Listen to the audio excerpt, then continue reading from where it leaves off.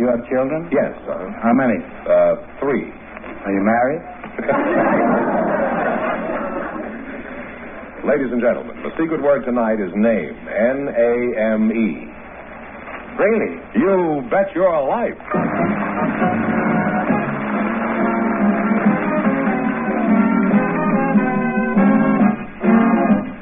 The National Broadcasting Company presents Groucho Marx in You Bet Your Life, the comedy quiz show transcribed from Hollywood. And now, here he is, the one, the only...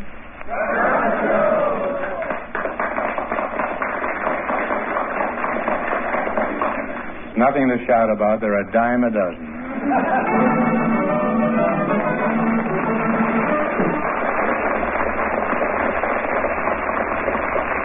Well, here I am again with $2,000 for one of our couples, and if any of them say the secret word, the duck will come down and pay them each $50.50.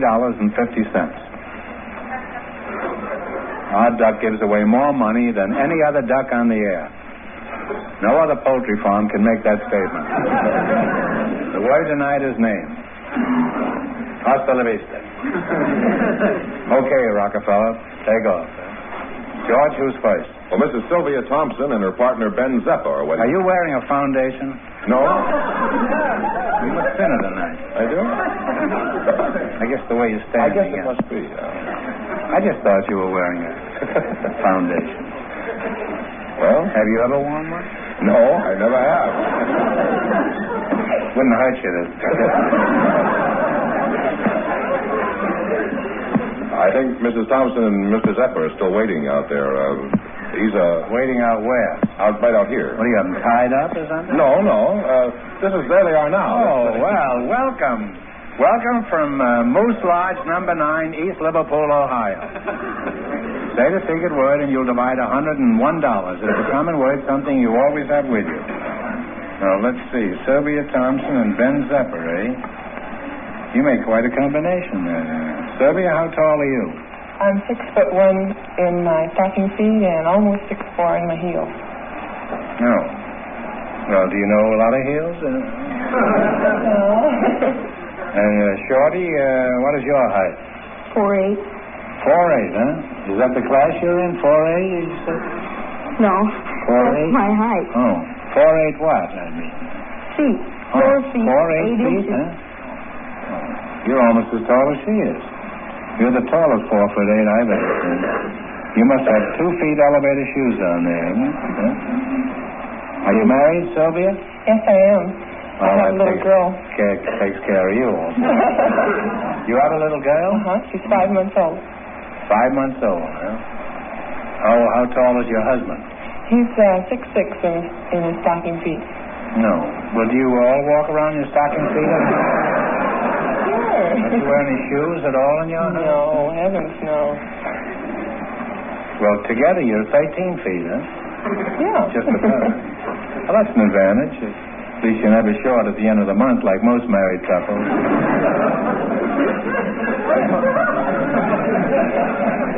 How did you meet this dinosaur, Sylvia? Dinosaur? Isn't she a singer, dinosaur? Well, this giant that captivated you. Well, we were at a tip-topper dance, and You were where? I met him at a tip-topper dance. Tip-topper dance. Mm-hmm.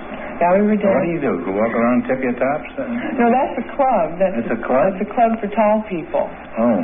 The girls have to be 6 foot in their stocking feet. Here we go again. And the boys have to be 6'4" in their stocking feet. Pretty gamey around there, isn't it?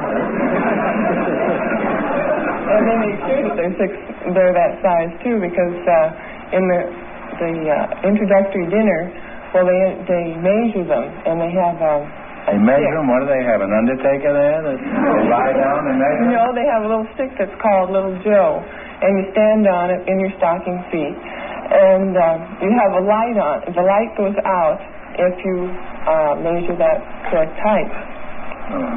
And if you don't, the he goes out, huh? Well, a lot of times they stretch people. They one time they Was that a 7th inning stretch or just in the one stretch time, inning? One time they put a girl over the balcony and they held her, so she... They held her in the balcony? I held a girl once in the balcony, but I didn't stretch her. I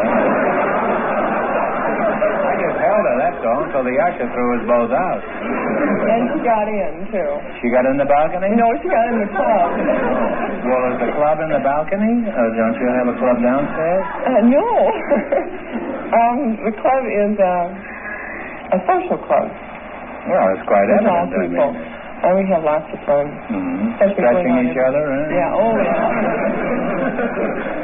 Well, you sound like you and your husband make an ideal couple, Sylvia, and if I ever wind up sitting in back of you in a movie theater, I'm certainly going to ask for my money back.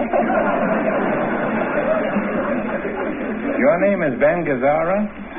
Who? Ben Gazzara, is that the... No, Ben Zeppo. Ben Zeppo, eh? That's my brother, Zeppo. You're not my brother, are you? My name's Ben Zeppo.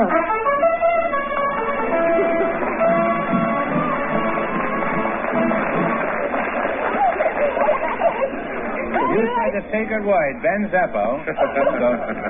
So you and your partner each get $50.50. Okay, beat it. There you are, and you'll get the 50 cents later. We just don't have any change. See, it used to be $100 for the sacred word. Now it's $101 on account of the other shows giving away such huge sums. This is true. We have increased the amount. Because we don't take a back seat for anybody. I didn't know what I said. How old are you, Ben? 13. 18. Huh? You must lead a very clean life because you don't look a day over 30. Were you named after Benjamin Franklin? No. Who were you named after? Big My Ben, father. the alarm clock? No. Oh, your father is an alarm clock? No. Oh. You know, I never was 13 years old. I was 12 once. In fact, I was 12 for about 8 years. In fact, all the brothers were. When we used to travel in Baltimore, if you were 12 or under, then you went on half fare on the railroad train. And for years we traveled this way. I remember once my mother used to travel with us then. We didn't need her, but she thought we did. And the conductor came along and asked for the tickets, and she gave him 4 half-fare tickets. And he says, "Where are the kids?" And she said, "Well, they're around the train someplace." And he looked in the washroom, and Harper was shaving in there. This is true. And the other 2 boys were in the baggage car shooting dice. And I was making a play for a dame across the aisle. The conductor come back and says, "Mrs. Marks, if these kids of yours are under 12, I'm too young to be running this train," and he jumped off at the next station.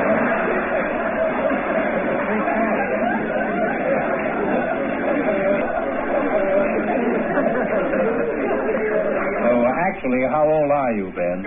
13. 13. You're sticking to that story, huh? Mm-hmm. Ben, I realize the interests of a 12-year-old boy are pretty varied, but what do you like to do best of all? I like to sing. You sing? Mm-hmm. Oh. Well, what do you sing? Are you in the Glue Club or the Glee Club at school? No, I don't like the Glee Club too well because they sing these long-hair deals. I like popular music. Long-hair deals? Yeah, like If I Were an Apple on a Tree. No, I don't. What kind of an apple was it? Do you remember? Well, it must have been a Baldwin if it was long-haired, huh? No, it's just the reverse, you think, huh?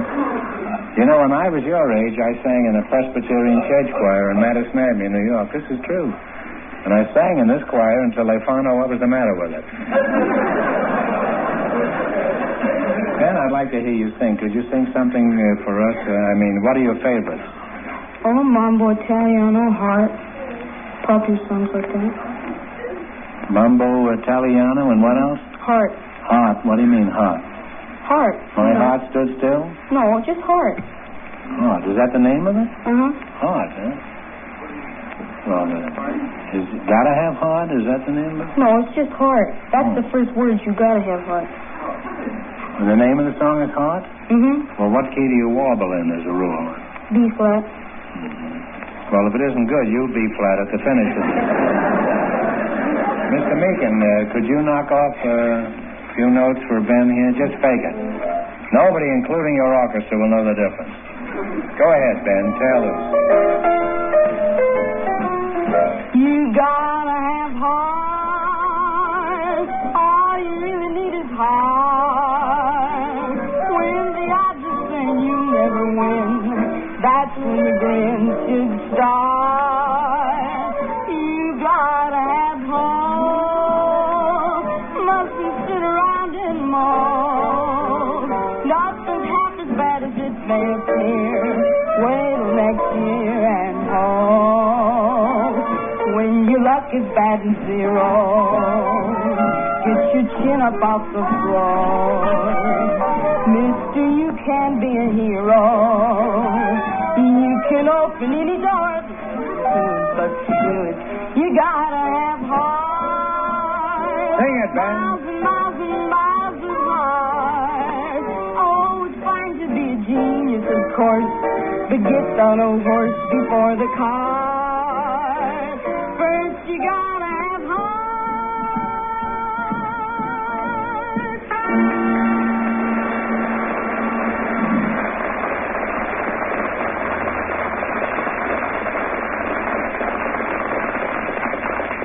Ben, you've got an excellent pair of pipes, and someday if you work hard, you could be another Caruso. No, an Eddie Fisher. What? What's that? Eddie Fisher. Well, you're a charming couple, and I hope you both make a lot of money tonight, because right now we're going to play You Bet Your Life. Now, you know how to play this game, Ben? Mm-hmm. You know you're partners now, and we only want one answer between you. Mm-hmm. We start you off with $100, and you miss a question, you lose half your bankroll. Have you met Mr. Fenneman? No. Hi, how are you? Fine. Hello, Ben. This is Mrs. Ben P. What is her name? Mrs. Yeah. Yes. How do you do? Don't overdo it, George. Now, you selected the musical category. These are all top tunes of the last 20 years. And remember, the more the question is worth, the harder it is. Now, what do you want to start with? 10, 20, 50, all the way to 100? 100. I think you better discuss this with your partner. We did. Oh, you agreed. When did you meet? This morning, you two? Now, this song was written in 1936, but it became very popular in 44. Let's see if you can remember it. Play, Jack.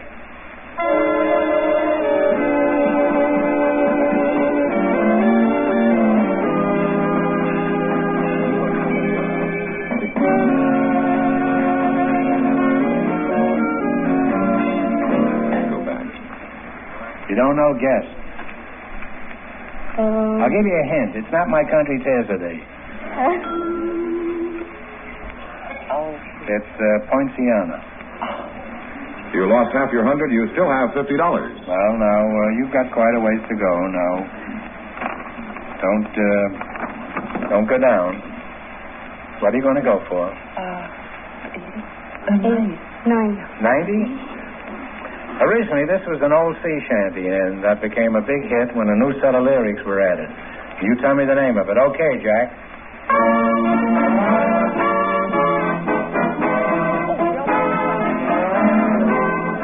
What is it? Bell-bottom trousers? Sing it, Ben. Sing it. Bell-bottom trousers.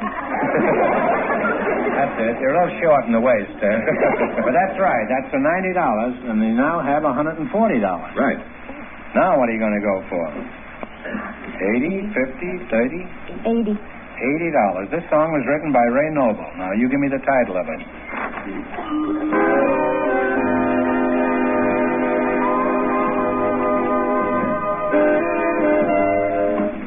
What is it? The very thought of you? The very thought of you is absolutely on the button. You now have $220. Now, it's your last chance to beat the other couples. What are you going to go for? 70 Dorlea? 70 Dorlea. This novelty song was a big hit a few years ago. Let's see if you can identify it. Play, Jack.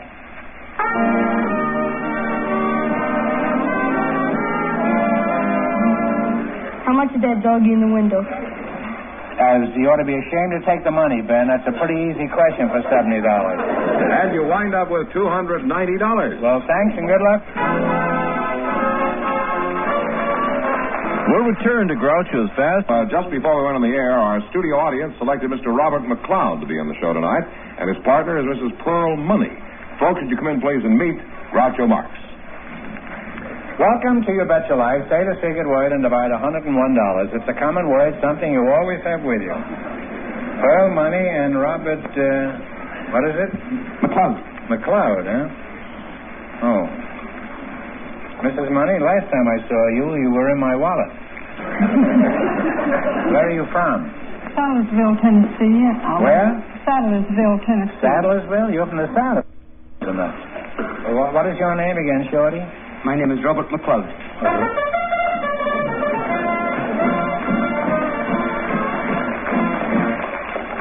Boy, the natural affinity between the Scots and money is just something that's okay. Now, beat it. Now, I don't want to see you again tonight.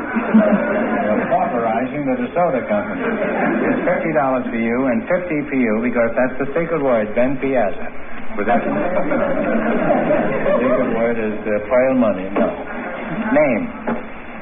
Now, what is it? Does everybody call you Shorty or what? No, I'm affectionately known as Scotty Groucho. Scotty Groucho? No, Scotty. Scotty? Well, that's what they call a dog, isn't it? Yeah. Well, why do they call you Scotty? Are you part Swedish? No, I'm from a place called Queen's Park, which is in the west side of Glasgow, Scotland. Oh. Well, if you were 100% proof Scotch, you'd have a government stamp on the top of your head. Unless you were bootlegged. Eh? How tall are you, Scotty? I'm 5 foot, Groucho. Oh. Well, I'd like to go on with this chat, but the time has come to play You Bet Your Life. You both know how to play this game? Yes, sir. Well, anyway, we want one answer between you. Remember your partners. You've selected a thumbnail movie quiz. I'll give you a brief synopsis of some of the most famous movies of all time, and you give me the title of the movie. Some of these go quite a way back, and remember, the more the questions, boy, the tougher they are. It is.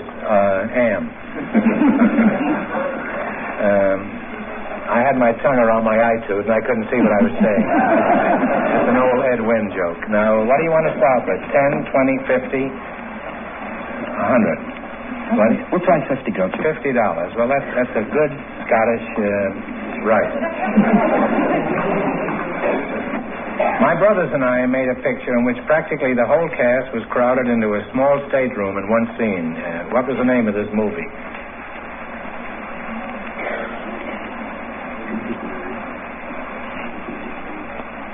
Seven Brides for Seven Brothers.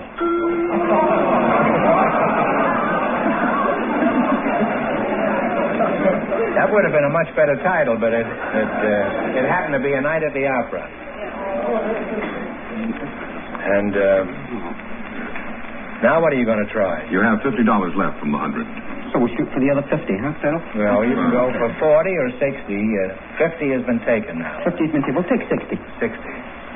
In 1934, both Claudette Colbert and Clark Gable won Academy Awards for their parts in a Frank Capra comedy. You tell me the name of it. It happened one night.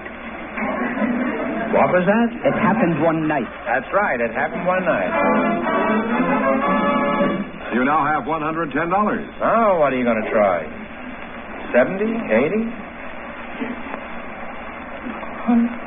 We'll try for 100, Groucho. 100. In 1928, Buddy Rogers, Clara Bow, and Richard Arlen starred in the first big picture about World War I flyers. What was the name of this picture? We Fly Alone? Hell's Angels. No, that's very nice, but you're both wrong. Huh? It was Wings. You now have $55.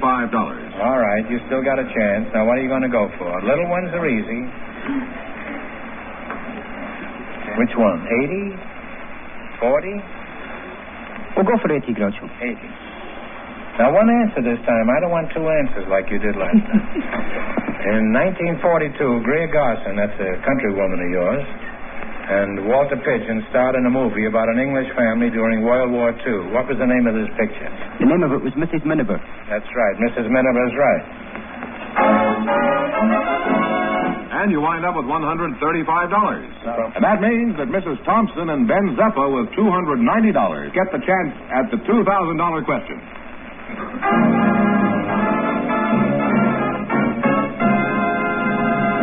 Here's the winning couple, Groucho. Mrs. Thompson and Ben Zeppa all set for the $2,000 question.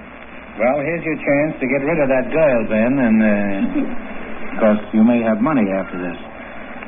You also may not. All right, here we go for $2,000. I'll give you 15 seconds to decide on a single answer between you. Think carefully, and please no help from the audience. Here it is. Captain James Cook discovered the Hawaiian Islands in 1778. For $2,000, what name did Captain Cook give to the Hawaiian Islands?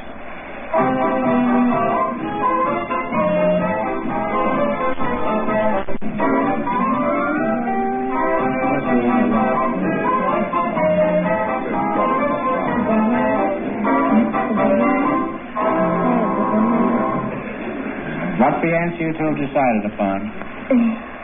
I don't know if it's right. What? Bahamas? No, you're wrong. It's the Sandwich Islands. So that means the big question next week will be worth $2,500. Well, they lost the big money. How much did they win the quiz? $290 in the quiz. And didn't they win the secret word? Yes, I do. Yeah. Well, how much is that total now? $390. No. What about the $1, George? Oh, I've forgotten about that. $391. That's better, George.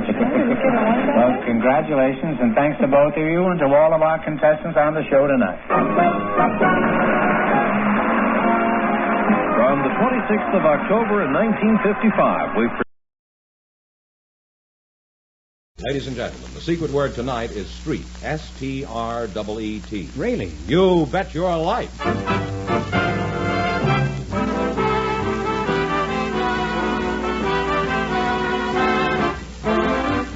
It's Groucho Marx in You Bet Your Life, the comedy quiz series produced and transcribed from Hollywood and brought to you by the DeSoto Plymouth Dealers of America, who invite you to see and drive the delightful, lovely DeSoto for 1956. The time has come, it's very clear. The car you wanted is really here. It's delightful, it's lovely, it's DeSoto. You'll understand the reasons why. For once you drive it, you want to buy. It's delightful, it's lovely, it's DeSoto.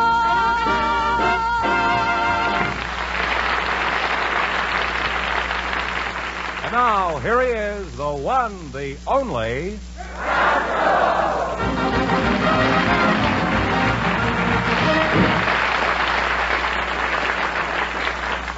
Well, here I am again with $2,500 for one of our couples. And if any of them say the secret word, the Flying A Duck will come down and pay him $101.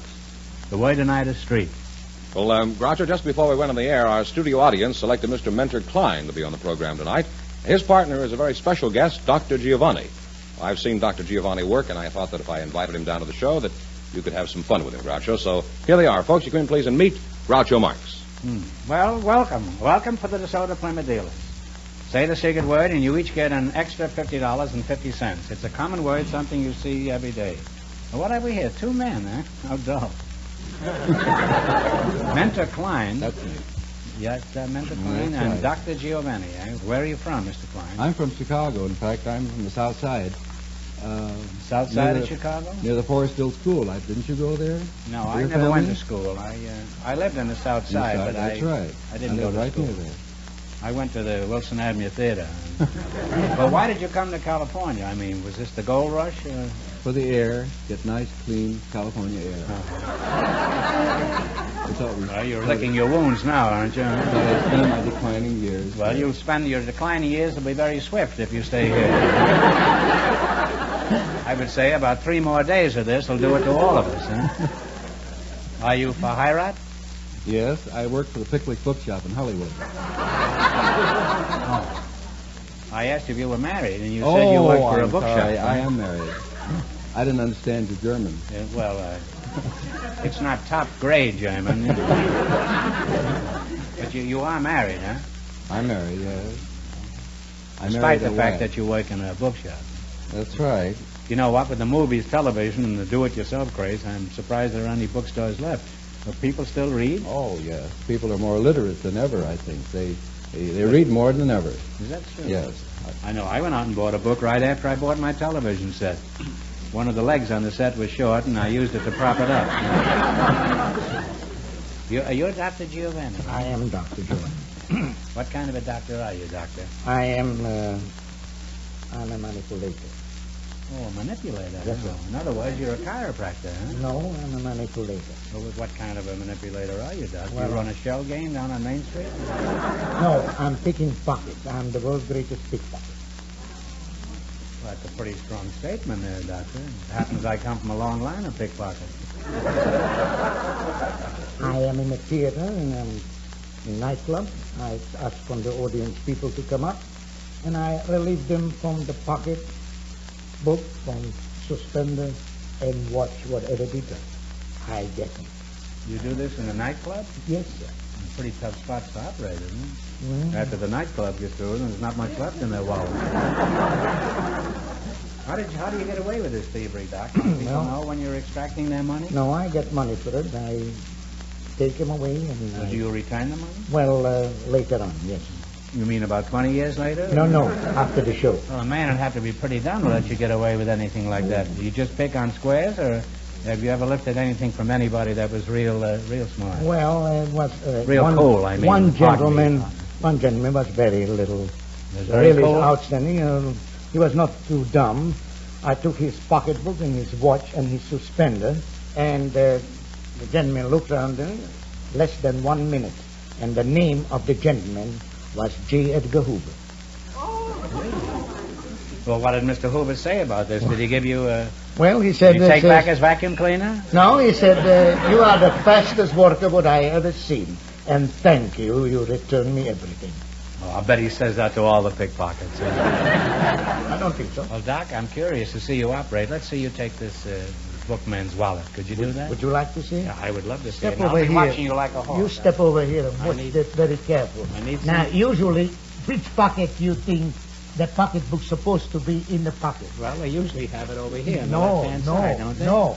This pocketbook is in that one, you see. Now, how did you know that so quickly? It's here. This is it. This is something? You like it? Yeah, I'm crazy How you it. like this one? Come here with it.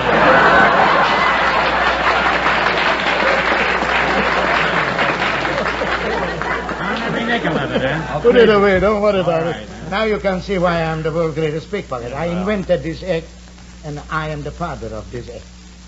Doc, you're about as shifty a character as anybody we've ever had up here. That includes Mr. Klein here. Thank you.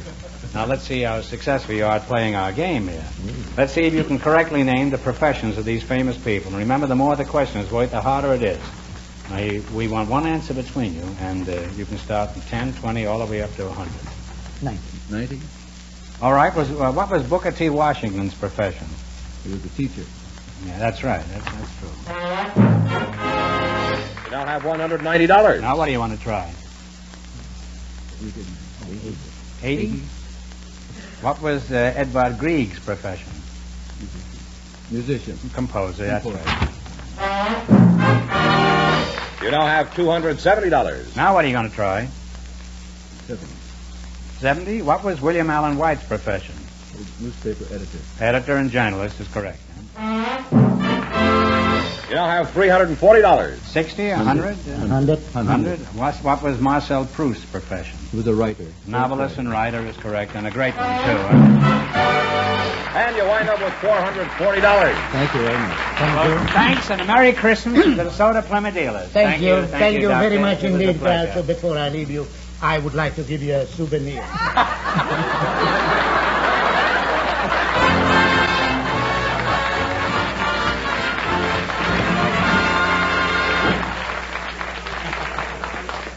Whether you're driving on a long cross-country trip or wheeling your way through city traffic, you'll stay more alert and safe when you drive the new 1956 DeSoto with full-time power steering, one of the new DeSoto's great safety features. It does all the work all the time. You have all the fun of safer, relaxed driving. The new forward-look DeSoto gives you many additional safety features, too. Features the DeSoto has had for years. Safety rim wheels, power brakes, a unique, completely independent handbrake, plus safety door locks and optional seatbelts. DeSoto's exclusive push-button drive selector is a safety feature, too. It's out of everyone's reach but yours, and you can't make a mistake using it. In a word, with the new DeSoto, you get everything for safer, more enjoyable driving, plus the greatest price deal imaginable. We dare you to compare DeSoto with cars priced $2,000 higher. Yet you can get a wonderful deal on the new DeSoto today. That's because DeSoto sales have already doubled last year. Compare. Drive and price a DeSoto before you decide. And remember, for a Christmas gift that will give the whole family pleasure all year round, give the delightful, the lovely DeSoto for $19.56.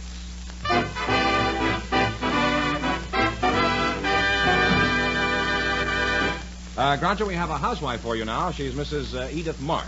Her partner is a special guest, General Clarence A. Shoup. So, folks, you come in, please, and meet Groucho Marx. Well, welcome to the DeSoto Plymouth dealer. Say the secret word and divide $101. It's a common word, something you see every day. General Shoup and Mrs. Marsh. General, we're glad to have you aboard. Thank you. Glad to be here, Doctor.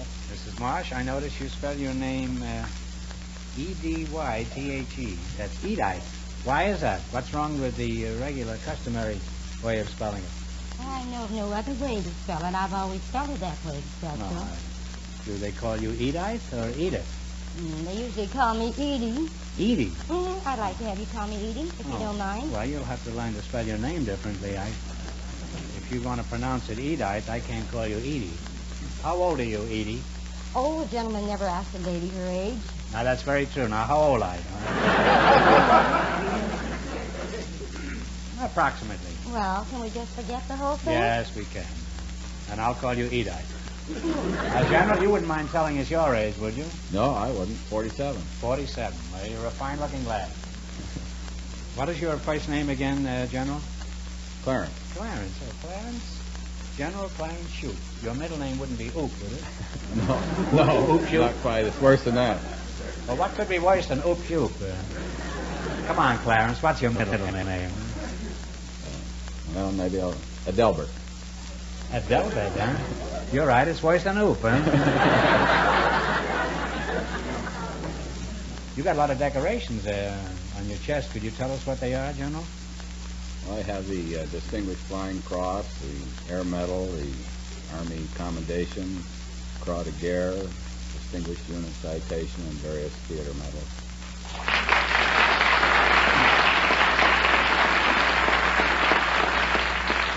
You could probably wear a lot more if you wanted it, couldn't you? Not legally. No, I think you're just being modest. Are you living at Camp Pendleton? Yeah. Groucho, this happens to be an Air Force uniform I'm wearing, and I live in Beverly Hills. You mean there's an Air Force base in Beverly Hills? Good place. I always thought all that commotion came from a pack of Cub Scouts who escaped from their den mother. Are you married, General? Yes, I am. Oh, you've seen a lot of fighting. Huh? Any of those medals for matrimony? No, I don't wear those. Those are not usually seen, are they? No. There's scallops on the back of your neck. Behind the scenes. How did you meet your commanding officer? Well, I met her in Palm Springs. She was down there on a vacation with Alexis Smith, and a friend of mine from Lockheed, Louis Wolfkiller, and I went down for a weekend just before I went overseas, and he introduced us. Oh, Alexis Smith. And is your wife an actress, too? Yes, she's Julie Bishop. Oh.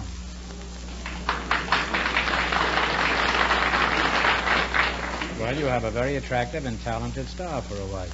I've seen her in many pictures. What do you do these days with the Air Force? I'm commander of the 146th Fighter Interceptor Wing of the California Air National Guard. What does California need an Air Force for? We have no air out here. What do you fly in? Nothing but smog, huh? We get above the smog. How high do you have to go before you get out of the smog? It wasn't very high today. I was only up about 900 feet. Oh. Actually, we're the Air National Guard is a reserve component of the United States Air Force, and we're part of the Air Defense Command. In that category, we are engaged in a portion of the air defense of Southern California. We operate under tactical air control. The 27th Air Division is a regular Air Force unit. What are the advantages of joining an outfit like this, General? Well, I think it's terrific, Groucho. It's a wonderful opportunity for young men now. They can serve their military obligation and still stay at home. We do most of our work on weekends or evenings, and these boys can maintain their normal living. If they're going to college, they can go out and serve in the Air National Guard and complete their military obligation. It's a terrific opportunity. I gather you recommend this as a good part-time career for young men, don't you? I certainly do, and I can speak from experience. I started out as a private and worked my way up to my present position.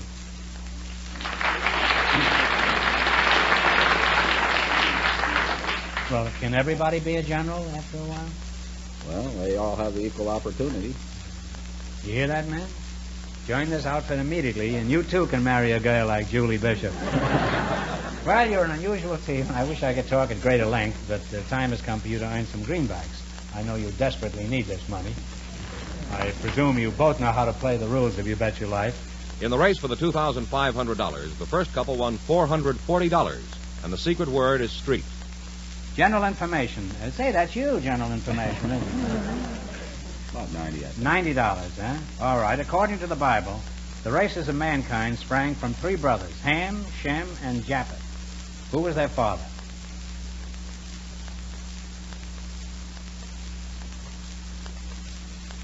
See if the general's been doing his homework. Who are those people again, Ralphie? Ham, Shem, and Japheth. Japheth. Who was their father? You don't know, guess.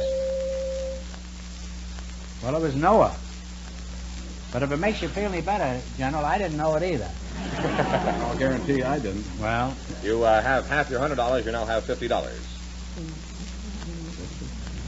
60? What do the initials USO stand for? And I want the exact words. USO. United Service Organization? That is right, Edie. That is right. You now have $110. Hey, she's pretty good, huh? Very getting better now. Okay, what are you going to go for? She says try 100. 100. All right. What is the capital of the state of Nevada? We think Tonopah. No. You'll have to fly over Nevada sometime, General, huh? It's Carson City. You now have $55. That's a tricky question. Everybody says Reno. Everybody is divorced says Reno. Everybody gets wiped out says Las Vegas. What are you going to go with? 80? 70? 80? 50? 40? 80. In order to protect a trademark, it must be registered with what United States government office? United States Patent Office. Never a truer word has been said. Patent office is right. You now have $145, and that's your score. Well, thanks and Merry Christmas from the DeSoto Plymouth dealers. Thank you, Ralph.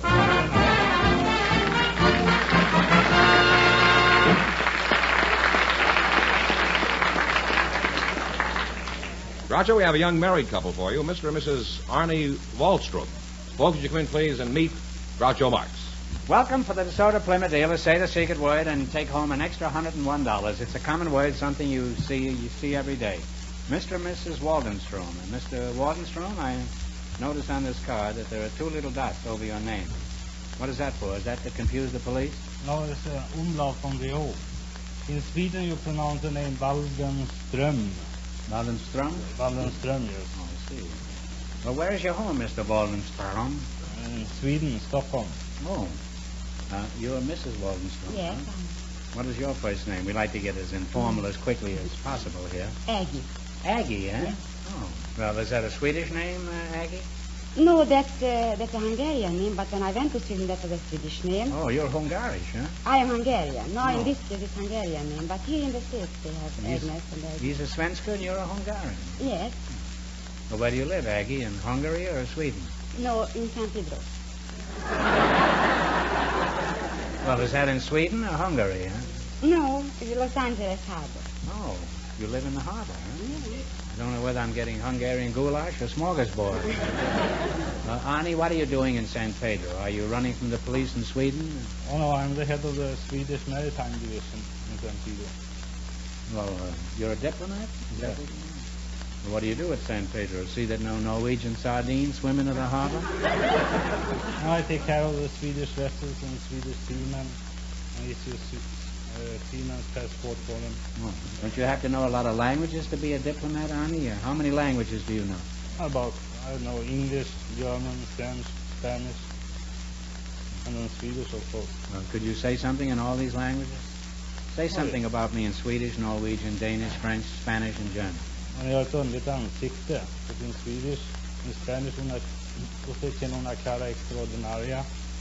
And then in German, se llama en besonders Gesicht. I've just been insulted in 6 different languages. Now, what did you actually say? You have an unusual face. I have a fruitful face? Unusual face. Unusual? Yes.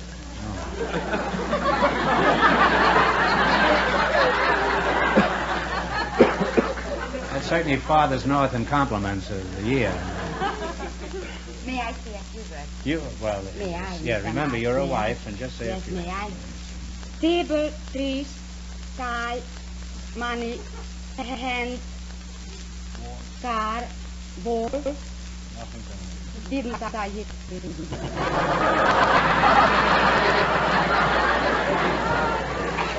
I'm sorry.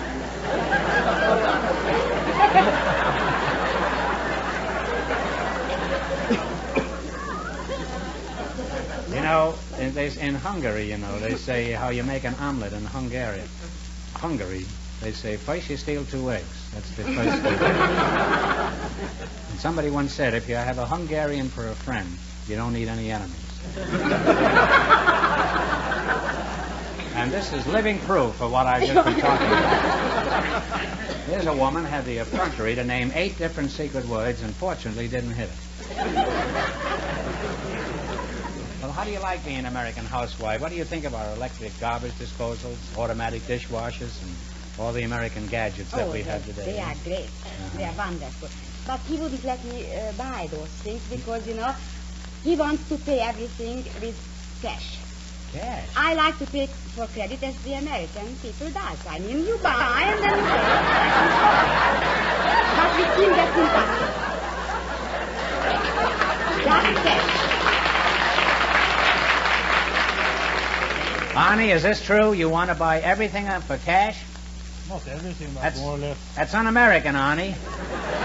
You keep that up and you'll pauperize the entire American economy. It's a lucky thing you have diplomatic immunity. You could get thrown in jail for wanting to pay cash. After you're here longer, you'll realize that in this country, nobody lives within their means. Arnie, Sweden is a democracy like ours, isn't it? Yes. But don't you have a king there, too? Yes, we have. Well, do you have elections? Who's running for king this year? We have a permanent one. You have what? A permanent king. A permanent king? Yeah. 1956 is a big election year in this country. What is your biggest election? We just had an election about driving, if the people wanted to drive on the left side or on the right side. That's what the whole election was about? Yeah.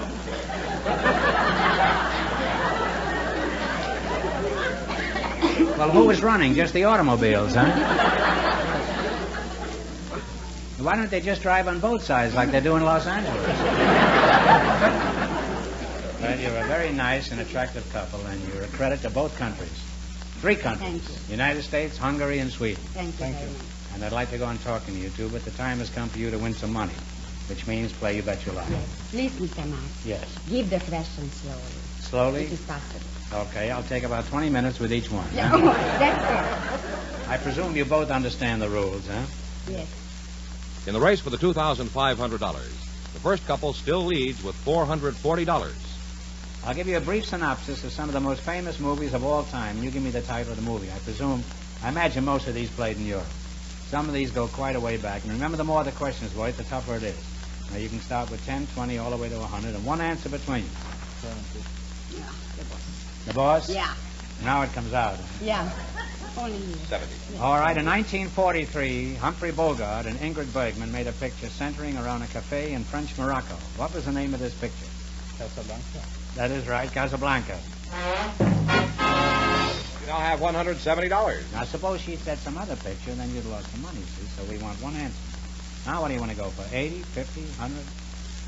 60. 60? Is that satisfying? That's okay. Well, Ingrid Bergman and Charles Boyer starred in a movie about a man who tried to drive his wife insane. What picture was it? No, that. What?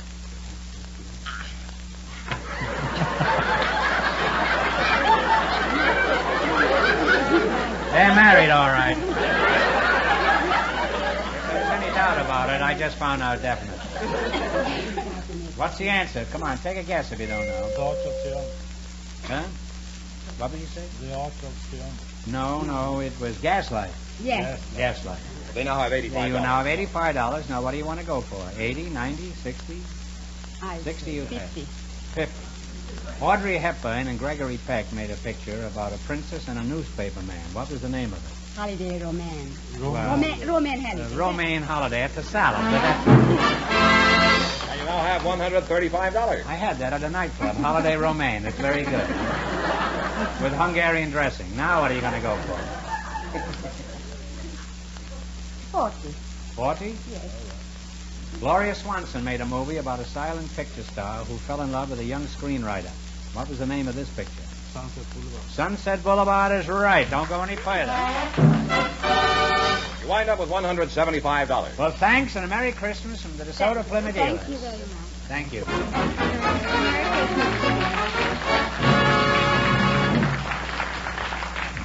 That means that Dr. Giovanni and Mr. Klein, with $440, get the chance at the $2,500 question.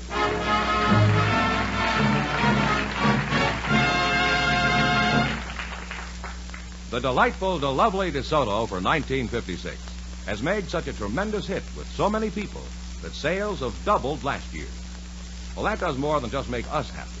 It makes it possible for your DeSoto Plymouth dealer to offer you an exceptional price deal right now on the DeSoto model of your choice. It means that right now, within your budget, you can move up to the greatest car in the medium price field, the 56 DeSoto. And that's a real thrill, because DeSoto compares with the cars priced $2,000 higher. Just compare DeSoto's daring flight sweep styling, sensational new push-button driving, full-time power steering, power brakes. Compare these fabulous DeSoto features with those of the most expensive cars. Then you'll know why DeSoto is your best buy for 1956. Tomorrow, drive and price a DeSoto before you decide. And remember, for the greatest family Christmas gift possible, give a new 1956 DeSoto. You'll understand the reasons why. For once you drive it, you'll want to buy. It's delightful, it's the lovely, it's DeSoto. Groucho, here are Dr. Giovanni and Mr. Klein, all set for the $2,500 question. Right in here, gentlemen. I'll give you 15 seconds to decide on a single answer. Think carefully and please no help from the audience. Ready? The Harding administration was embarrassed by a scandal involving the unauthorized use of naval oil reserves. It was one of the biggest cases of its kind in our history. For $2,500, what was this scandal called? Talk it over.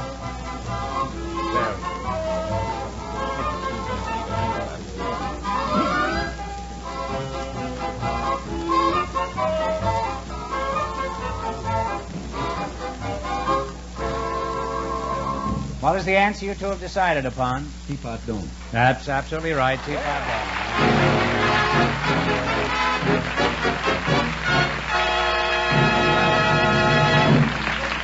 So you win $2,500 plus how much in the quiz, George? $440 in the quiz. That's $2,940.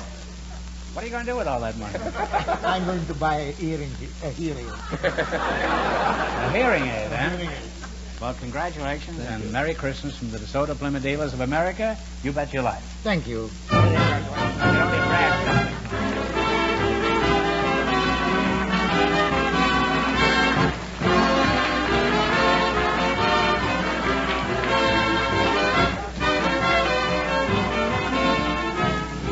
sure to tune in again next Wednesday night at the same time for the Groucho Marx Show, when the big question will be worth $1,000. Don't miss the Chrysler Corporation's big TV show on another network. And don't forget Groucho's television show, brought to you by the DeSoto Plymouth Dealers of America, who invite you to visit your neighborhood showroom tomorrow to see and drive the delightful, lovely DeSoto for 1956. And when you drive in, tell them Groucho sent you. Good night, folks, and remember, it's delightful, it's the lovely, it's DeSoto.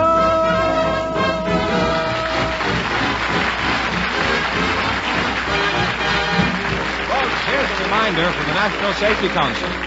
Remember the motto: if you drive, don't drink. If you drink, don't drive. Obey its warning. You Bet Your Life, transcribed from Hollywood, is produced by John Goodell. Directed by Robert Dwan and Bernie Smith. Music by Jack Meakin. This is George Fenneman signing off for the DeSoto Plymouth Dealers of America. You Bet Your Life is heard by our armed forces throughout the world.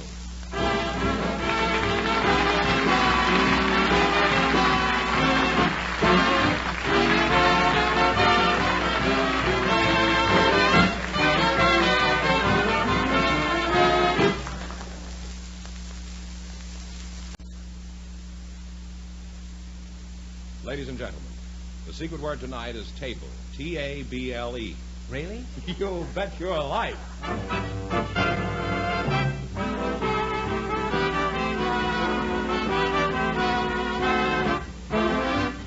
It's Groucho Marx in You Bet Your Life, the comedy quiz series produced and transcribed from Hollywood and brought to you by the DeSoto Plymouth Dealers of America, who invite you to see and drive the delightful, lovely DeSoto for 1956. The time has come, it's very clear. The car you wanted is really here. It's delightful, it's lovely, it's DeSoto. You'll understand the reasons why. For once you drive it, you want to buy. It's delightful, it's lovely, it's DeSoto.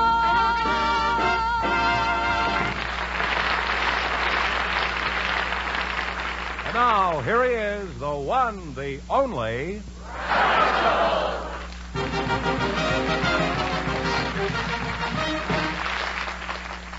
Well, here I am again with $1,000 for one of our couplets. Is that right? That's probably the French pronunciation. Oh, well, what is it? Couples. Oh, couple. George, who's first on the agenda? Well, Mrs. Pearl... Is that right, agenda? Agenda, yes.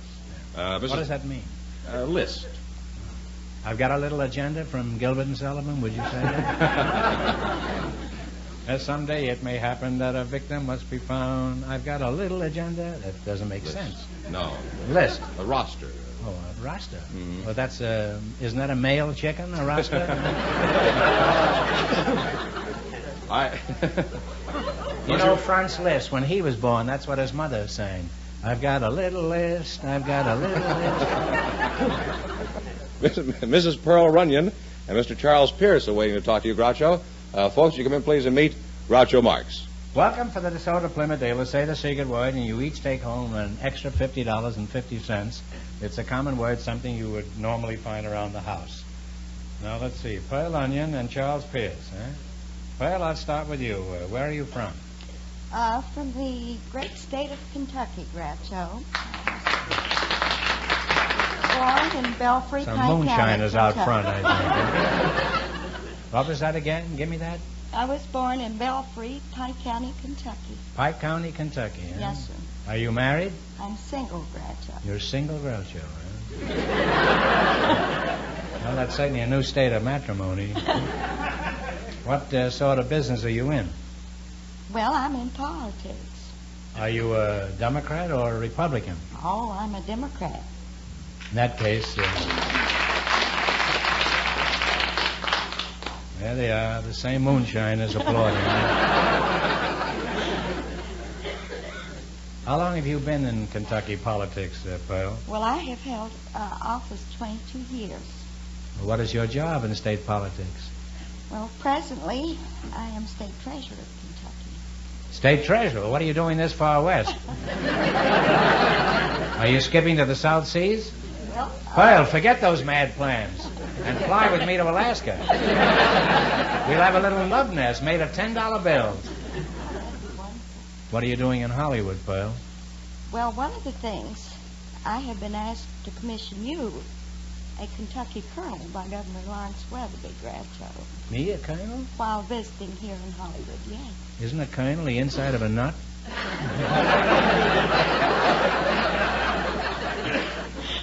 Why me? What have I done for Kentucky other than staying out of the state?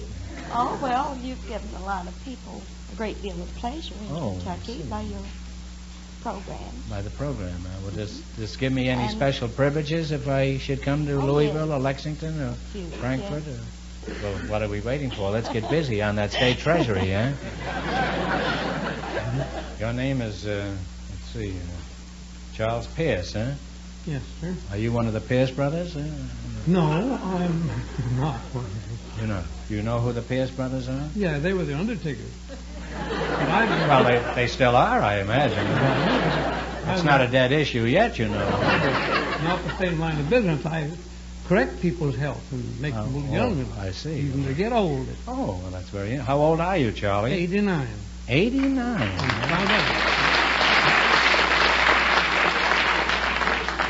Are you proud of your age? Yeah, indeed. Well, I guess having you should. fine health. I guess you should be, huh? 89 is an age to really be proud of. That's the difference between a man and a woman. If a woman were 89, she'd say she was 56 and be ashamed of it. Why did you come to Hollywood, Charlie? Were you sick of fresh air? No. I came here for my health. You came for your health?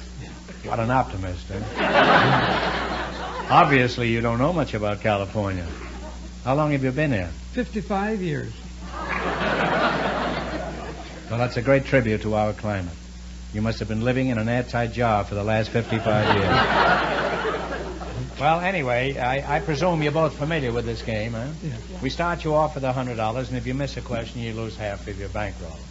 And we only want one answer between you on the answers. Now, you selected American history. And remember, the more the question is worth, the harder it is. 70. $70. Mm-hmm. From what country did the United States originally obtain the Philippine Islands? Spain. Spain.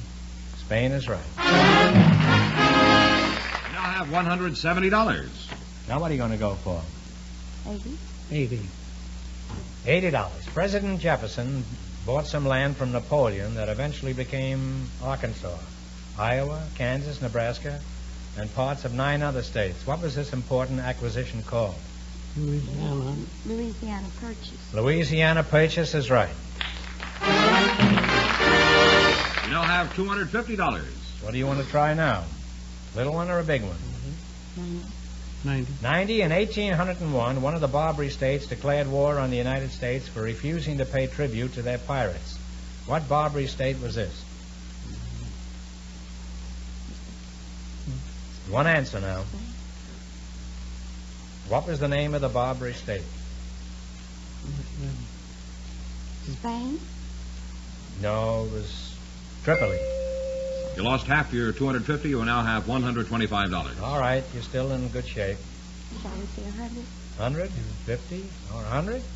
The first direct tax levied by England on her American colonies was a tax on newspapers, almanacs, pamphlets, and legal documents.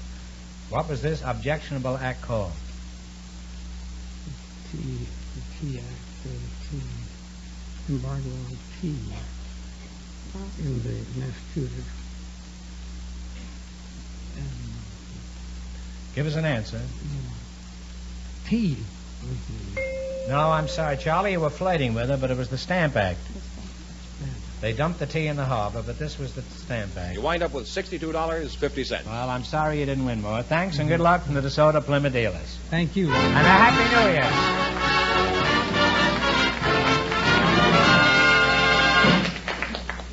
A penny saved is a penny earned. Well, that's something to remember today when you're about to buy a new automobile.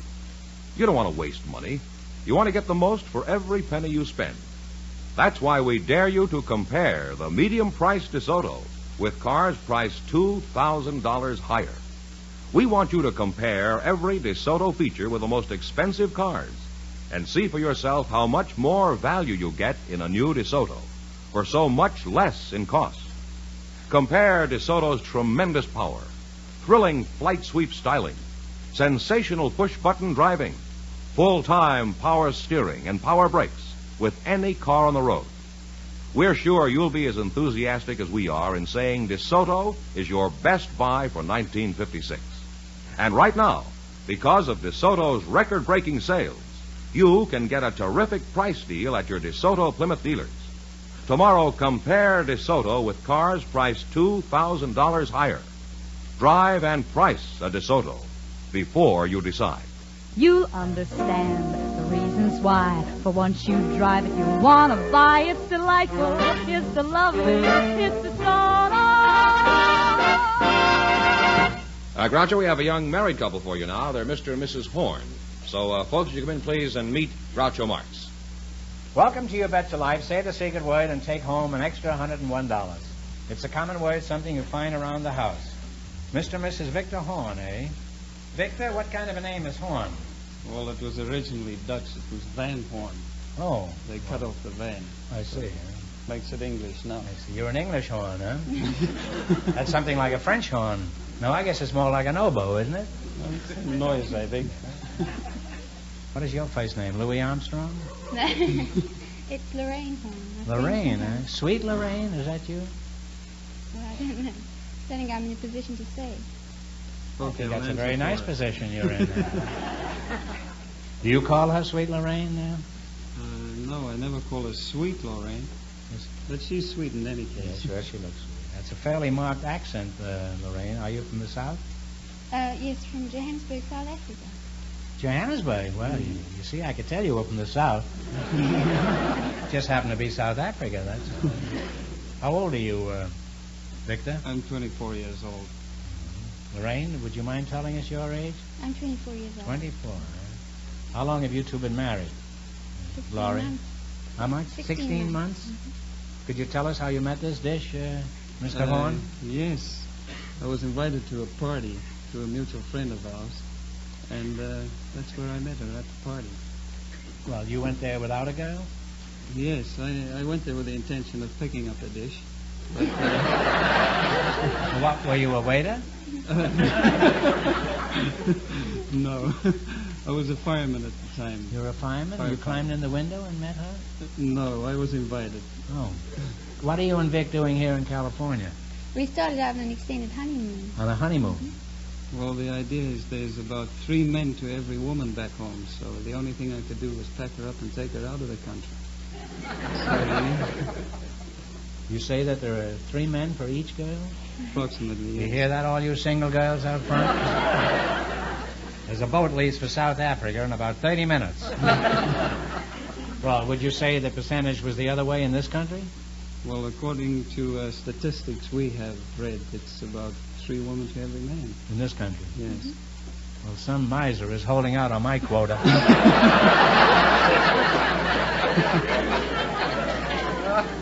All right, well, let's play You Bet Your Life and see how much you can win. In the race for the $1,000, the first couple won $62.50, and the secret word is table. Did anybody explain the rules to you? Yes, I'm thinking. And if you must go back to South Africa, I hope you leave Larry here. You selected the dictionary quiz, and remember, the more the question is worth, the harder it is. Don't you think she's pretty? I certainly do, yeah. Well, look at her. I've been looking at her out there. You can admire her hair, too, you know.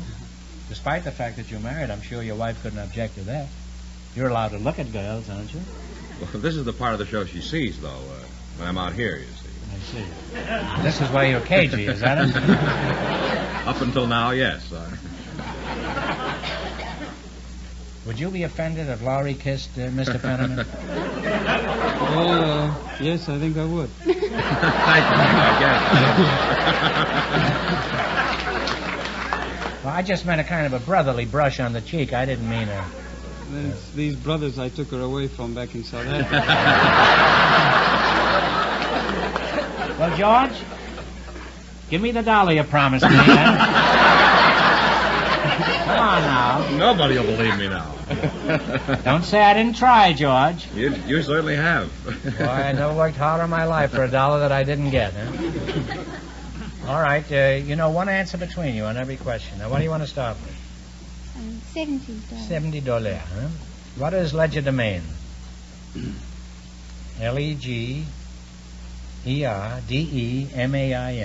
Legerdemain. Talk it over. Heard it.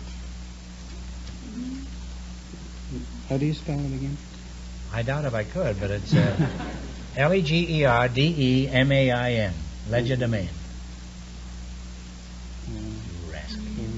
It sounds like something legal. No, it's sleight of hand, magic. It's a very common word. Well, you still have $50. Now, what are you going to go for? 60, 80, Well, 90, make 40? 60. 60? What is another name for a merry-go-round? Carousel. That's right, carousel or whirligig. You now have $110. All right. What do you want to try now? Okay, let's go. How much? 80? 80. Okay. All right. What do you call the V-shaped tray or trough used to carry mortar or bricks? Trestle, is it? Trowel. To carry mortar or bricks?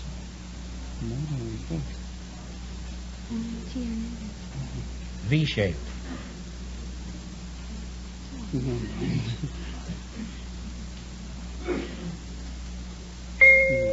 Well, it's hod. H-O-D.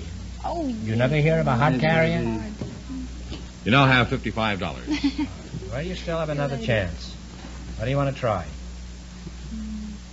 I think we make it high 90. 90? Yeah, okay. All right. If a philatelist collects stamps, what does a numismatist collect? That sounds... Well, it sounds like coins. It is right, coins. Don't go any further. And you wind up with $145. We want you to certainly get as far as Burbank. Thanks and happy New Year from the DeSoto Plymouth dealers. Thank you I'm very sorry you much. wouldn't kiss me. Oh, Groucho, Mrs. Verna White and Mr. Eugene Mariani are waiting to talk to you. So, folks, would you come in, please, and meet Groucho Marx. Welcome to the DeSoto Plymouth dealer. Say the secret word and you'll divide $101. It's a common word, something you find around the house. Verna White and Eugene Mariani, eh? Verna, I'll start with you. Where are you from? Well, I was born in Chicago, the north side of Chicago. That's those Went- bootleggers again out there. You were born in Chicago? Uh-huh. Why did you come to California, Verna? Did you fall for all that double talk from the Chamber of Commerce? Well, I thought the rooms would be large, and it would be a chance for us to manufacture our large king-size beds. Now, just a moment. You think the rooms are larger here than they are in Chicago? I think so. Why? How did you arrive at that conclusion? I think there's more space here. Well, you mean in the home or in the street or where? All over. All over. Uh-huh. All over the street. Huh? Well, what kind of beds do you make? Well, we own White and Pedley Company. We're manufacturers of the large king-size beds. You make a All- living making king-size beds? All different That's rather a custom limited beds. field, isn't it? How many kings are there left? Why don't you just try making ex-king-size beds? One bed big enough for Farouk would set you up for life. What is the difference between a king-size bed and an ordinary run-of-the-mill bed that we peasants sleep in? Well, the regular full-size bed is 54 inches wide and 70 inches long, and the king size is 6 foot wide and 7 foot long. You know, with a bed that size, I'd be exhausted just crawling to the edge to put my slippers on. What are some of the unusual beds you've constructed, Verna? Oh, we've made round beds, oval beds. Is that for clover- squares? I guess so. We've made beds with toasters in them and Well, that's- hi-fis and TVs built in and come up. You have a toaster in the bed? And then we made a piano-shaped bed for Liberace. Liberace? Who is Liberace? He plays the piano. He's a marvelous artist. Plays piano in bed? I don't understand this. Where does he play this piano? I don't know. All over, everywhere. All over the bed he plays a piano? Your beds are certainly complete. You've got everything in there except a mattress. Well, we have the mattress, too. Well, Viner, you crawl into one of your creations and take a nap while I get acquainted with your partner here, huh? Your name is Eugenie Mariani? Yes, sir, Groucho. Eugenie, eh? Mm-hmm. That's a pretty fancy moniker you've got there, isn't it, huh? Mm-hmm. Well, Groucho, I usually go under the name of Gypsy Jean, is what I'm referred to. Gypsy Jean? Yes, sir. Well, what is this based on? Well, being a gypsy all these 20 years that I've been living this life, that's why I call myself Gypsy Jean. Mm-hmm. You sound more like Pinky Lee. What kind of a job have you got, Gene? Oh, right now I'm just working parking lot attendant and entertainer. Parking lot attendant and entertainer, huh? Mm-hmm. That's kind of a peculiar combination, isn't it? Well, what do? Do you entertain in parking lots? No, right now I am the mayor of Muscle Beach. Oh. Well, you must spend a lot of time sleeping if you're a mayor, aren't you? Yes. Would you be interested in a private king-size bed? Yes, Groucho. Well, I have the whole beach and I have the stars above to sleep in. You have the stars above, huh? Yeah, to look at. That may be true, but her beds over here have TV sets, hi-fi, coffee makers, and toasters. What has your bed got? Grunions, Groucho. I can't argue with that, Gene. That's one thing I've always wanted to do, go grunion hunting in bed. Well, and you're one of Southern California's nature boys, huh, Gene? Yes, sir, Groucho, I am. We had a nature boy on our show last year. I don't know whether you saw him. Yeah, I know. He's my buddy. Oh. He said he slept out in the open and just ate nuts and berries. Is that what you do, eat berries and nuts? Groucho, I eat grass and drink grass juice. Well, how many quarts do you give a day, huh? And I eat kelp and make kelp salads and raw fish. Raw fish, huh? That's right, Groucho. That sounds terrible unless you happen to be a garbage disposal. Well, Eugenie, I've never tried a seaweed salad. I always order a seaweed sandwich when I go into one of those beach places. You're fairly normal for a nature boy, Eugene. Thanks, Groucho. Compliments.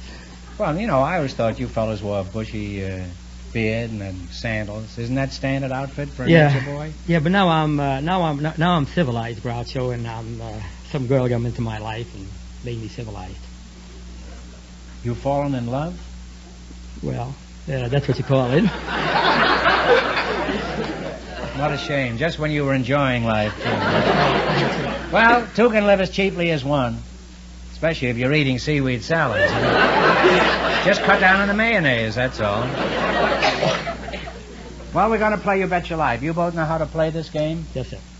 In the race for the $1,000, the second couple is leading with $145. Now, you selected the musical category. These are all top tunes of the last 20 years. Remember, the more the question's worth, the harder it is. Now, you can start with 10, 20, all the way up to 100. What are you going to start with? 100. 100. All right, Bacon Van Heusen composed this song in 1940. Give me the title of it. Okay, Jack.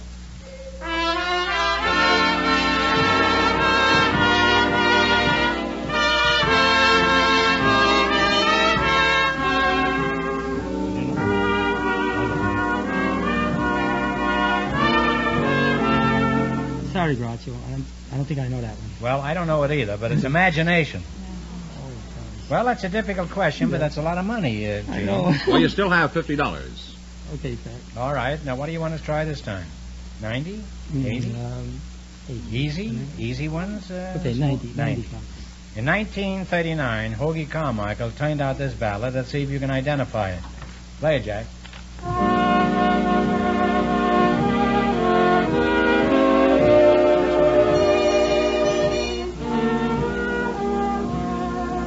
Talk it over.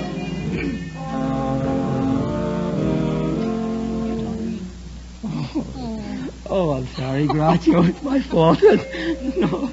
Well, I'm sorry, but this isn't too hard. I can get along without. I get along without you very well. You now have $25. $25. Now, this song, what are you going to go for? 80? What do you want this for? Go on, you're dead anyhow. You might just well go for 80. Yeah. All right, 80. All right, 80. All right, this song was popular in the early part of 55. Now, this is real current. Now, you ought to know this. No. Give me the title of it. I should know. One of you should know.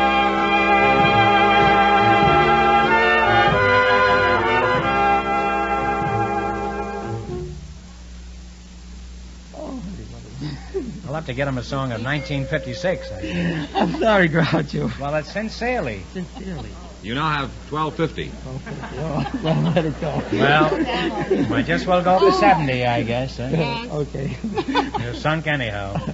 Bob Wills wrote this Western song that was popular a few years ago. You give me the name of it. Okay, Jack.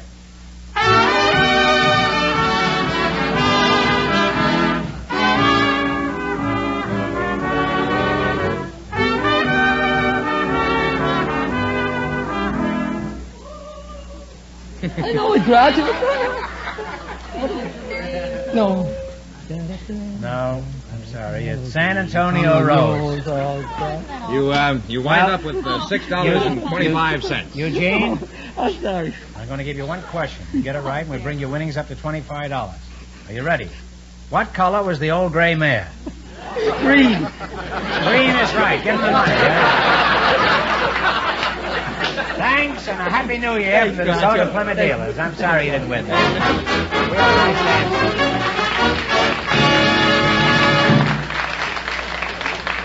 And that means that Mr. and Mrs. Horn with $145 in just 1 minute get the chance at the $1,000 question. And here's the winning couple, Groucho, Mr. and Mrs. Horn, all set for the $1,000 question.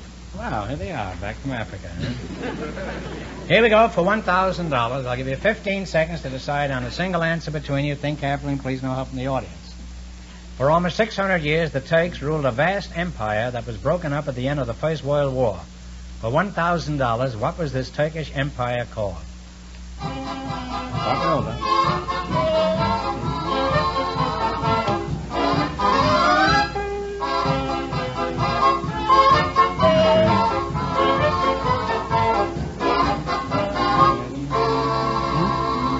If you don't know, guess. Tunisia? No, it's the Ottoman Empire.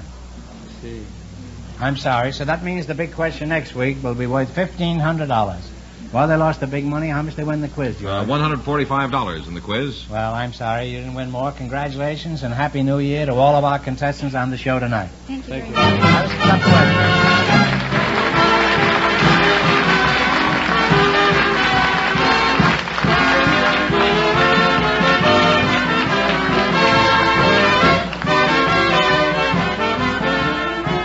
Be sure to tune in again next Wednesday night at the same time for the Groucho Marx Show, when the big question will be worth $1,500. Don't miss the Chrysler Corporation's big TV show on another network. And don't forget Groucho's television show, brought to you by the DeSoto Plymouth Dealers of America, who invite you to visit your neighborhood showroom tomorrow to see and drive the delightful, lovely DeSoto for 1956. And when you drive in, tell them Groucho sent you. Good night, folks, and remember... It's delightful, it's the lovely, it's DeSoto.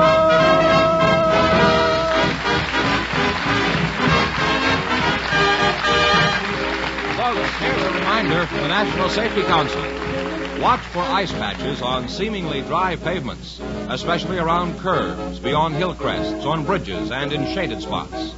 You Bet Your Life, transcribed from Hollywood, is produced by John Goodell. Directed by Robert Dwan and Bernie Smith. Music by Jack Meakin.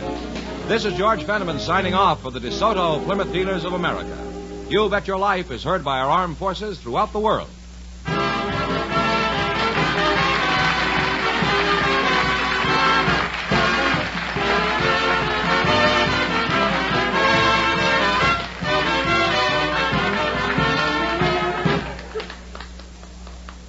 Ladies and gentlemen, the secret word is chair. C-H-A-I-R. Really? You Bet Your Life.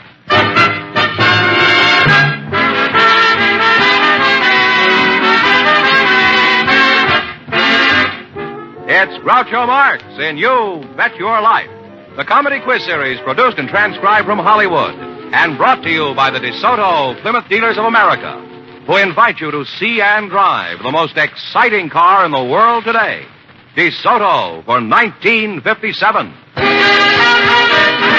The most exciting car today is now delighting the far highway. It's the lovely, it's the Dynamic, it's the DeSoto. Exciting style to please the eye, exciting power to pass them by. It's the lovely, it's the Dynamic, it's the DeSoto. And now, the one, the only...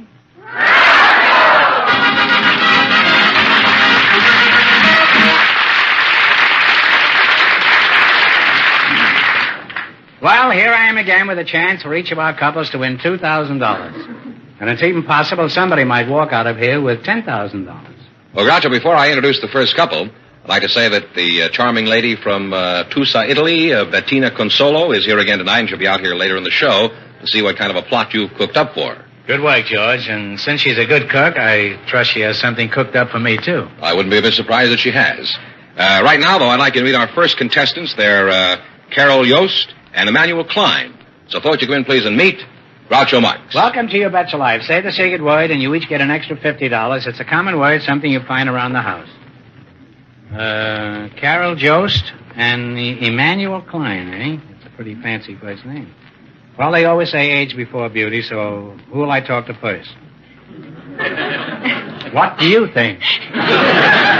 Carol, how old are you? 29. 29. And Mr. Klein, what is your age? 77. Oh, well, you're a fine-looking lad for 77. Should I call you Emmanuel, or do you have a nickname? Uncle Manny, I'm called by most everyone. Uncle Manny? Yeah. Oh. Uncle Nanny or Uncle Manny? Manny. Oh, I thought perhaps you were a goat. Oh. I think you're trying to get my goat here, huh? Okay, we're right there. I don't know what I would do with your goat if I had it, Manny. Well, you might be kidding me. Oh. Oh, say, you're pretty sharp there, aren't you, huh? Where are you from, Manny? I was born in Cincinnati, Ohio, February the 15th, 1880. 1880, huh? Now, Carol, where are you from? I'm from Getty, South Dakota. Then we moved to Pekin, Illinois, and finally settled in Los Angeles. Oh, you're married, I assume, huh? Yes, I am. How did you meet your husband, then? Well, he was in with the young group that my aunt was in. They were all sort of dating together, and she took me down to the little cafe where they always met, introduced me to him, and he swung around on the stool and smiled at me, and I just went overboard about him. You went overboard? Was this on a boat? No. Well, you sound like you were really sold on this fellow, huh? Oh, I was. Are you just as mad about him today as you were then? Well, it's pretty hard to be mad about anybody after 11 years, especially after you hear him snoring.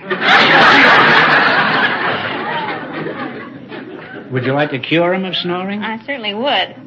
Well, have you tried holding his head underwater for about 12 hours? You know, we had a woman on the show one time who had a cure for snoring, and it really worked. Oh, what was Would that? you be interested in hearing? I'd love to hear it. She said when her husband went to bed at night, she strapped an orange in the middle of his back, and every time he rolled over and started to snore, he felt this orange, and he was uncomfortable, and he'd roll back on his stomach again. And a friend of mine tried that on her husband, and at the end of a year, her husband was still snoring. But she had 112 gallons of orange juice.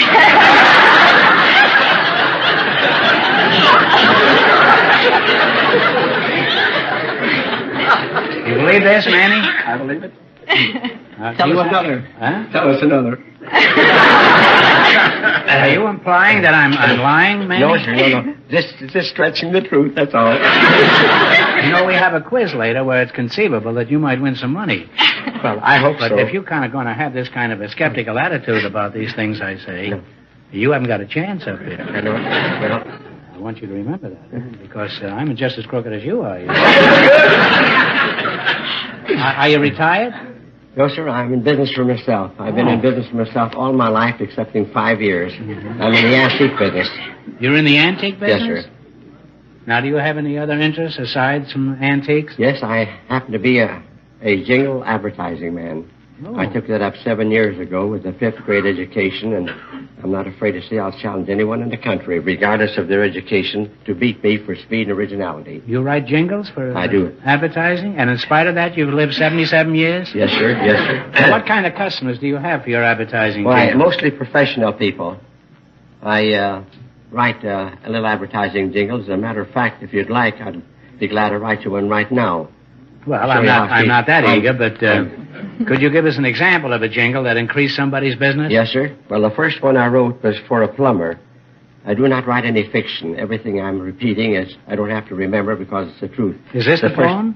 Yes, sir. Oh, well, that doesn't rhyme, what you just said. Well, just a minute now. Just a minute, boy. After all, I'm older than you are. You got to respect me for my age. Now, just a minute. The first one is read like this here. If your plumbing It isn't often we get anybody on the show that can say that.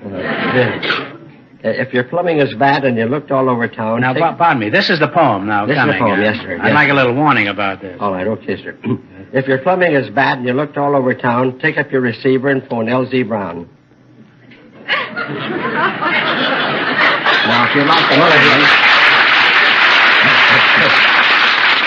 You know, that jingle sort of fits a plumber.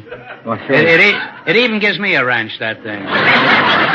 Carol, what do you think of Edgar Allan Klein here, the Jingle King? Well, it's all right, but I think maybe I'm just a little bit overly critical. I write verse myself. You're a poet, too? Manny, run for your life. Well, this is surely more than just a coincidence. It's a calamity.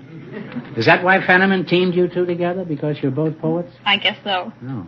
Well, Carol, do you ever get paid for your poems, or is yours free verse? No, I write for the Los Angeles Mirror News. They're in 3 times a week. Oh, well, that's very impressive. And now they're being syndicated by the Mirror Enterprises Syndicate around the world. Do you phone them in the morning and say the verse is yet to come? Well, it's like Shakespeare said, Carol. If you've time on your hands and your poetry's fine, pick up the receiver and phone Mr. Klein.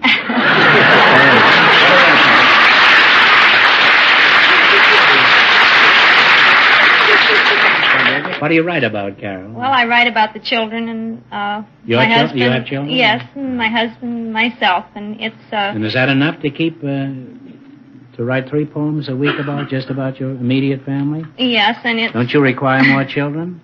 No, I think that's enough. And Could you give us one about your husband? Well, most of my favorites are a little insulting to my husband, so I'll pick out another one. All right, pick one out that isn't too drastic. I like Knighthood in Flower. Oh, so do I. But give us the poem anyhow, huh? He's lost a lot of gallantries he used in courting days, like opening a door for me or helping in small ways.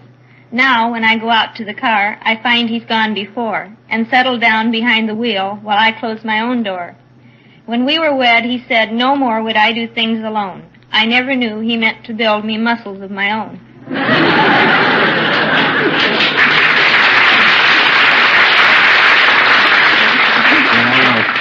Well, that was very good, Carol. You say he always gets in the car ahead of you? Well, after 11 years. Yes. Well, no. Saves time. That isn't a lack of gallantry, Carol. No, but he does it for a very good reason. He's probably seen you drive, and he wants to get to the wheel first. Now, I'd like to continue this, but we've got to get down to the serious business, which is winning money. We're going to play You Bet Your Life. You selected the dictionary quiz. Are you very good at this, Manny? Well, fairly good. I'll ask you some questions. If you miss 2 in a row, you're out. If you get 4 in a row right, you win $1,000. Could you give us a short poem, George? No, I don't think I could.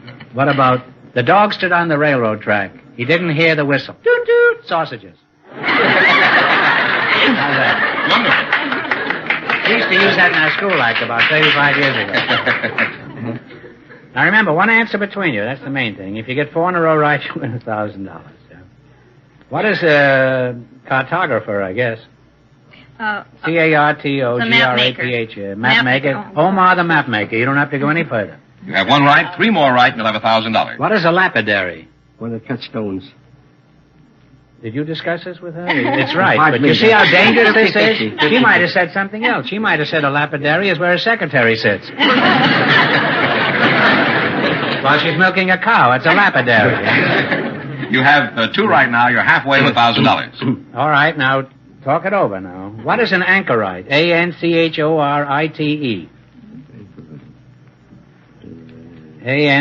A-N-C-H-O-R-I-T-E. And T-H or C-H? A-N-C-H-O-R-I-T-E.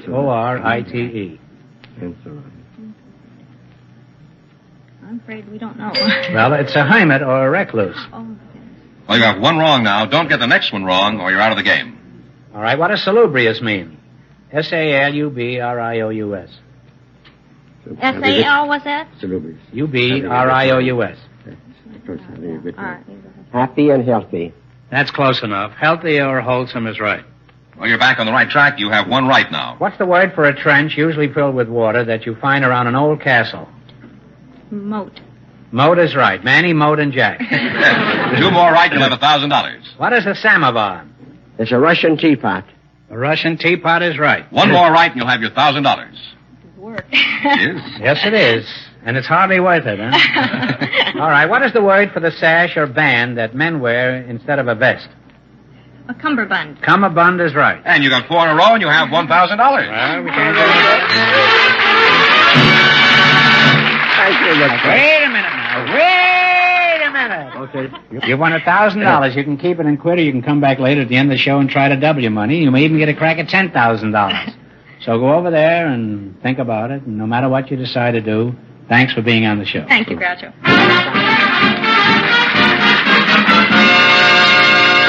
Now, Groucho, as we promised, our friend from last week, Bettina Consolo, is back here to see you again. You mean she's been standing here since last week?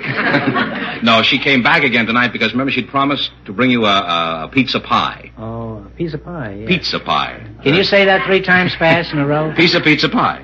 3 times in a row. Piece of pizza pie, piece of pizza pie, piece of pizza pie. Would you come in? Are you here? There it is. Look at this. Hello, Groucho, how are you?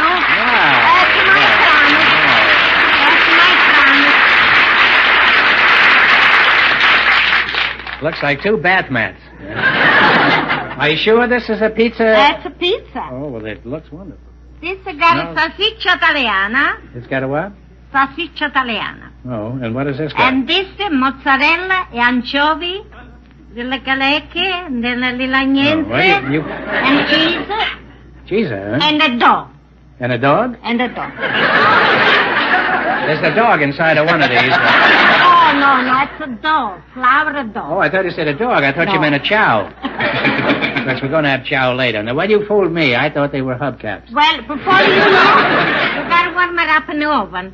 Well, thanks. It's just what I've always wanted, Bettina. Nice, a glass of wine or glass of beer. Yeah. They go just nice.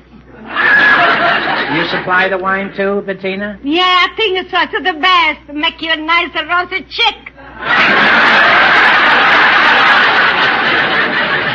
George, I hate to have you do these kind of menial jobs. Would you put these in my dressing rooms? I'd be very happy to. And alight my physician, will you? I'm standing by. Well, Bettina, you know why we brought you back here. Have you found a husband yet? You know, last week you said you were looking for a man who had never been in jail. Nobody yet. You haven't found anybody? No. Well, I have a surprise for you. We have located a man for you. Wonderful. Very nice. I'm not so sure of that. Now, what do you think of that? Well, I think that's a nice idea. Well, don't get carried away now. No. I don't know how anxious he is to get married. That's all right. We'll find out. I don't know anything about him. All I know is he's not married. That's it. And even more important than that, he's still breathing. Yeah. George, will you send out the pigeon? I mean the bridegroom? Here he is. Here is your dream man. Welcome to You Bet Your Life. That is good. If you say the extra secret word, you get an extra $50. And a pizza pie. It's a common word, something you'll find around an Italian restaurant. Well, what is your name, sir? Oreste Seragnoli. Oreste Signorari? Seragnoli. Signorari, huh? Seragnoli. Selanori. Well, I'm Groucho Marx, and this little kid here is Bettina Consola. I'm very glad to meet you. Just call her Baby Doll. Baby Doll. Now, Bettina, take a look. You look a very nice man. Yeah. I think we should find out a few facts about him. Don't you think so? He may have a record a mile long. That's right. Now then, where are you from, Mr. Seragnoli? I am Norway? from Bologna. And you came from Bologna, Italy? No, Bologna. Bologna, huh? Yeah. And you're not married? No, never married in my life. This doesn't seem like a very likely subject, does it? How old are you? Well, and if you feel like lying a little, don't hesitate. Huh? No, I don't hesitate. No, how old I are you? am 73. Oh, well, you're a very vigorous man for 73. Are you cheating a little, or is that the real story? No, it's the truth. The truth, huh? How old a man did you say you were looking for, Bettina? Well, around 65. 65. Mm-hmm. It's too late for me then.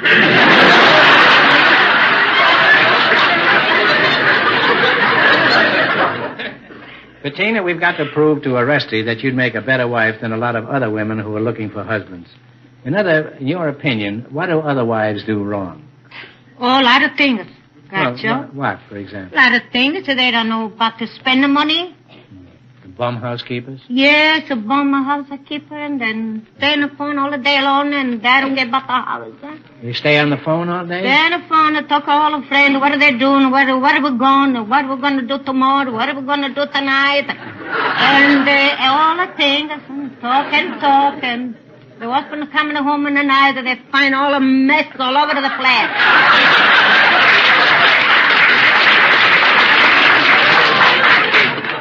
Bettina, you've certainly been in a lot of American homes. Now, suppose you were married to Orestes. Now, this is just a hypothetical case, you know. All right. I mean, this isn't a fact. We're just building this now. Fine. Now, suppose he came home late some night. Would you ask him where he'd been? Oh, yes. That's the first thing I'm going to ask her. I want to know where they've been, why they're coming home late. If I wait all the day long in the home, cooking, clean the house, if everything is ready for my husband when they're coming home in the night, well, what would where you you say? been all the day? I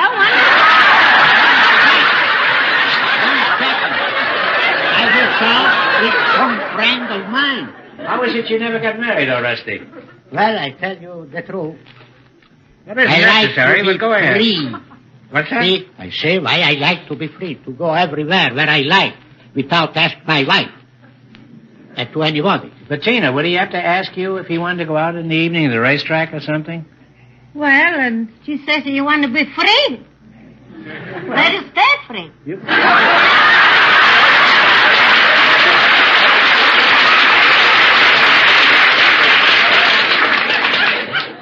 Well, Orestes, don't you want to have any children? Don't you like children? I like it very much. You like children? Absolutely. I adore children. Plenty. But not mine. Bettina, could you come back next week? Sure, anytime. We'll have another fellow. Now, Orestes is a nice fellow, but obviously he's not interested in you. He is a woman hater. He's a misanthrope. No, I don't have. No, you're a misanthrope if I ever saw one. I told Isn't he a misanthrope, Bettina? Yeah, I think it's all. Well, let's see how smart Orestes is. He's going to play You Bet Your Life. Now, Bettina, how much did you win last week? We went broke. You didn't win anything? No. You went for broke? Yeah. Well, maybe Orestes can win something for you, and you help him whenever you can, huh? All right? I hope so. Okay, let's go That's now. all. You picked Royal Capitals. Are you good at this, Orestes? Yes. Now, we want one answer between you. Before you answer, you talk it over. I'm going to ask you some questions. If you miss 2 in a row, you're out. If you get 4 in a row right, you win $1,000. Ready? All right. What is the capital of Cuba? Cuba? Big city. Cuba? Let's see. I know. I wrote that. Cuba. Oh, okay. Havana. That's right, Havana. Have one right, 3 more right, and you'll have $1,000. All right. What is the capital of Denmark? Denmark, Copenhagen. Copenhagen is right. Snuff said. You're halfway to $1,000. 2 more right, and it's yours. What is the capital of New Zealand?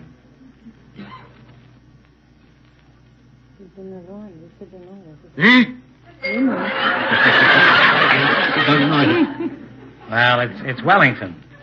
It's named after the Duke of Wellington, I believe. You have another chance. You have 1 wrong now. Don't get the next one wrong, or you're out of the game. What is the capital of Egypt?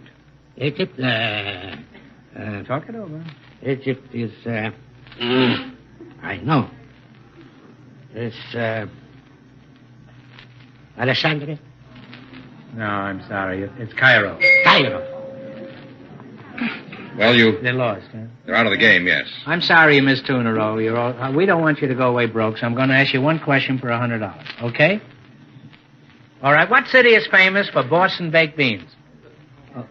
Italy.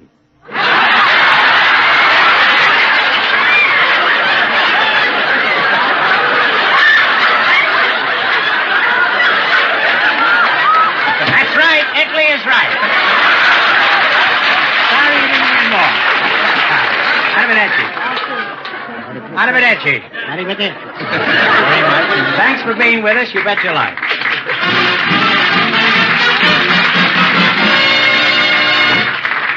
And Bettina, you be sure to come back here next week. And now, in just a moment, we'll find out if our first couple will try for a chance at the big money. All right, George, bring out our first couple and we'll find out what they're going to do. All right, Carol Jost and Emmanuel Klein, you come back, please.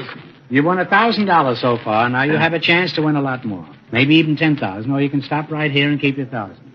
If you decide to try for the big money and fail, you wind up with a total of $500. Now, what are you going to do? Well, I'm going to come back, not because I'm smart, but because I won't sleep if I don't.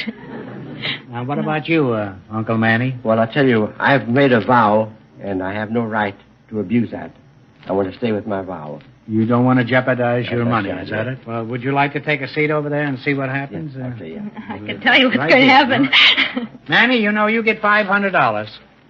So you can sit quietly and rest with your conscience. Are you ready? Now, one answer between you. You know what this means now. You had a chance to win a lot more. If you fail, you wind up with a total of $250. And I can't go home either. There are many places you can go, Carol. Huh? Okay. Think of a number now between 1 I'm and 10. sorry. And take a number. 2. 2, and give it a swing.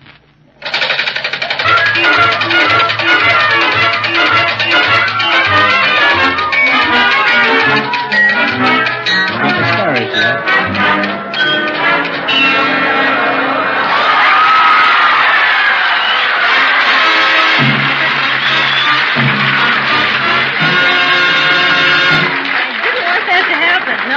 Why? Because there's too much pressure now. Oh. Your number was 2 and it landed on 2. So this question is worth $5,000. Oh, goodbye. Your number was 2. Okay, now you ready? Now one answer between you. Yeah. I'm sure everyone's read the stories of King Arthur and his round table. Oh, no. For $5,000, I want to know the legendary town where King Arthur held his court. Think about it.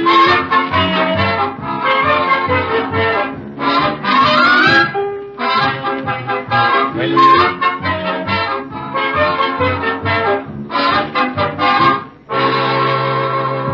What do you say? It wasn't Camelot. It certainly was Camelot.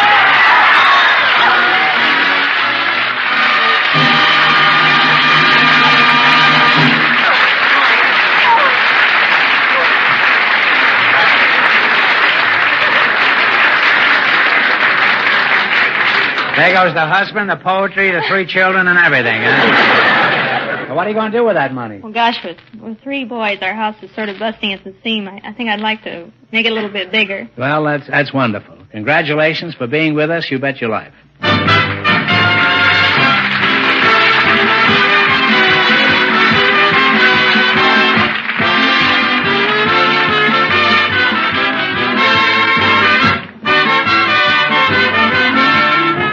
Be sure to tune in again next week, same time, same station, for Groucho Marx in You Bet Your Life.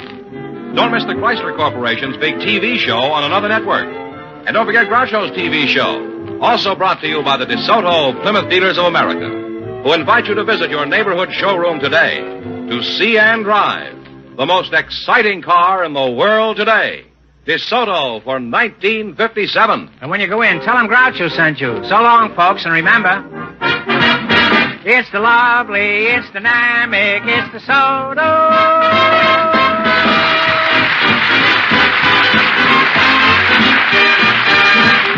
Folks, here's a reminder from the National Safety Council. Don't jump the gun when the signal changes. Give the walkers a break.